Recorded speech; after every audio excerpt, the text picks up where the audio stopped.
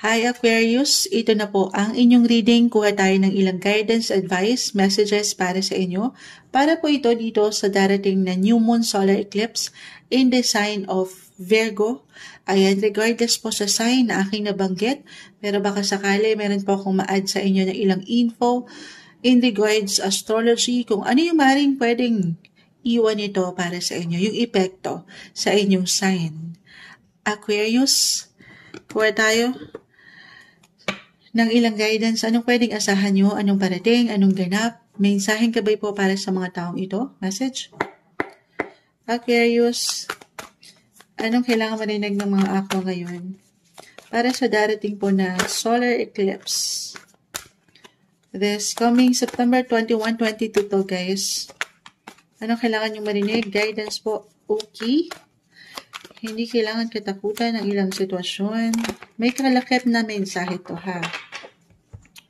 Queen of Cups, the Chariot, isa-isahin natin.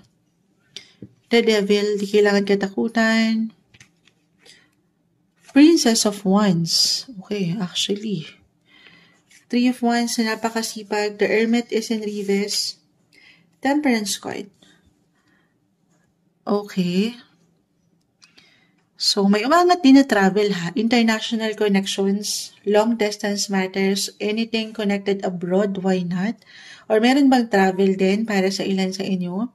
Or anyone or anything na merong kaugnayan sa social media, the internet, or kung kayo nasa long distance affair, long distance relationship, maaaring may ilang ganap dyan or may ilang umangat. Okay. Na in a way, baka para sa ilan, natagalan ito. Or parang nagkaroon ng ilang glitch. Nainip kayo. Okay. Or nilulook forward nyo na pero natagalan ng dating. At ito na.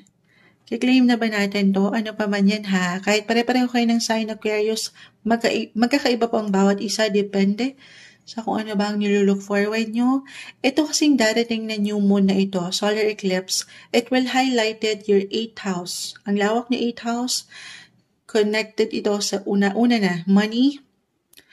So, kung meron kayo hinihintay na kaberahan, or in a way, sabi ko nga, baka natagalan itong mga nakalipas na buwan, why not? Ito po ay ipapasok na sa inyong mga bulsa.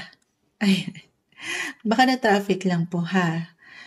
Claim na ba natin yon? Yes naman. Money opportunity. Travel, sabi ko nga, umangat kasi sa cards mo. Why not? Patience lang ha. Habaan ng inyong patuloy na paghaba ng inyong mga pasensya.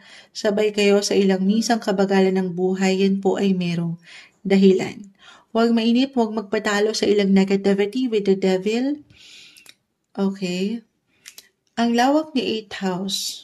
Usaping pera, kung meron kayong kailanganin, if ever may ilang imbalances talaga, the devil po kasi umangat eh. Ito yung ilang unhealthy approach when it comes to money, or nagkakaroon ng ilang imbalances na very normal, hindi naman tayo perfect, kung paano i-handle yung mga sitwasyon. Pero I see dito na meron at merong tulong po. May suporta. Hindi kayo nag-iisa. The Hermit could be someone nakatatanda or expert sa kinakaharap nyo. Halimbawa, pagdating sa, eto nga, money. Okay, since nandito tayo usaping pera muna. Kung may pangangailangan talaga, yes, meron at papasok eh. Pero minsan kailangan mong mapaangat yung boses, magtanong sa someone eksperto, professional. It could be a financial advisor, why not? Or pagdating sa bangko, paglo-loan din kasi ito guys sa 8th house. So, hindi kayo mawawalan ha. If ever meron ditong ilang imbalances pagdating sa kaperahan, na kakailanganin nyo pagdating sa pamilya, personal na kapareha, the chariot, umangat, or travel, why not? So, may solusyon, ano man ang kailangan nyong harapin or nilulook forward nyo na gawin. In regards, money. 8th house po is about other people's money. So, merong solusyon. Hindi kayo mawawalan, ha? Aquarius. Dalawa lang yan. It's either kayo yung merong pagkakautang or sila sa inyo, merong parating, meron at merong papasok po. Claim na ba natin yon? Yes naman. Or anything connected sa government, dyan po pumapasok yon sa 8th house. Meron ba? I mean, paayuda ba ito mula kay Mayor? Sa ilang ganapan? Sa politika? Hindi. Pero if ever baka meron. Or connected sa work, it could be a bonus, commission. Baka sa pagkakataon pa na hindi nyo inaasahan ito. Merong papasok. Okay, kung hindi to mag-apply, Moonchild, di ako makarelate. Especially for couples in a relationship. Si 8th house kasi shared finances ito. It's about yung, kumbaga, paghati-hati ng inyong mga wealth, money, pwedeng mag-reflect ito sa kanya, sa inyong mga kapareha, asawa. Okay? At ito kayo ang magwawagi. May pawain pa si Mayora. Eto, sandali. Ayan, pakita natin sa live. So, syempre, hindi lang siya yung magiging masaya, pero kayo, sa pamilya, as a couple, may liwanag akong nakikita dyan, guys. Okay, meron ba? If ever talagang nabanggit ko na yung government meron ba kayong sinisettle dyan? Hindi po isang legal advisor si Moonchild. Kung hindi to financial advisor, legal matters, meron ba kayong naasikaso? For some of you nabanggit ko na rin. Meron at merong, I feel na settlement, may pag-aayos. Huwag lang kayo magpapatalo doon sa ilang emosyon. Okay? I'm getting a message na meron kayong pag-uusap, especially kung meron na kayong mga kids. Princess of Wands, the Chariot, Queen of Cups. So, kalmahan, sabi nga nila, ang mga bagay, sitwasyon ay naidadaan daw po sa mabuting usapan.